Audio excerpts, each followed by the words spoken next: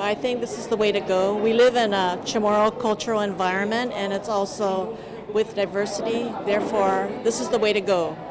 An apology is accepted by the merchants, and we move forward. Marilyn Solis is the owner of Solis Gardens and is the president of Isangsong Chamorro Merchants Corporation. She was one of 36 merchants who received an apology today from Department of Chamorro Affairs President Joseph Cameron. So I apologize in the manner in which information has gone out erroneously. This was clearly not the intent of the President of Chamorro Affairs or the Governor.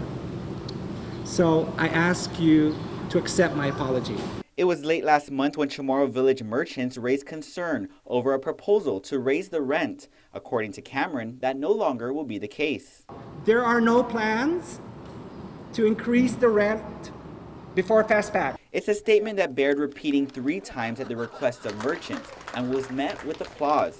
And while rent will not be increased, the Chamorro Village itself is not out of the woods. Although we do not plan to increase the rent before Fastback, we still need to address the delinquent accounts that were referred to in the audit.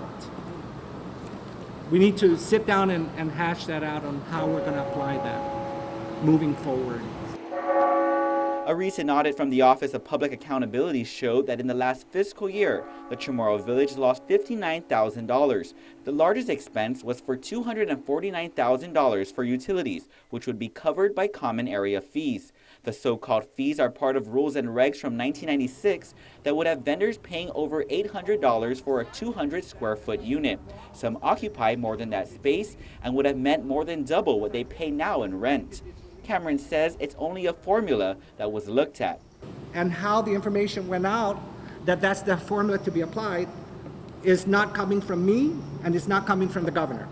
So we want to make that erroneous statement clarified. As for how the Chamorro Village will address its bills, both Cameron and Solis agree it has to be a collaborative effort. I believe we're going to make a team of people to include the merchants in just how we can address those shortfalls.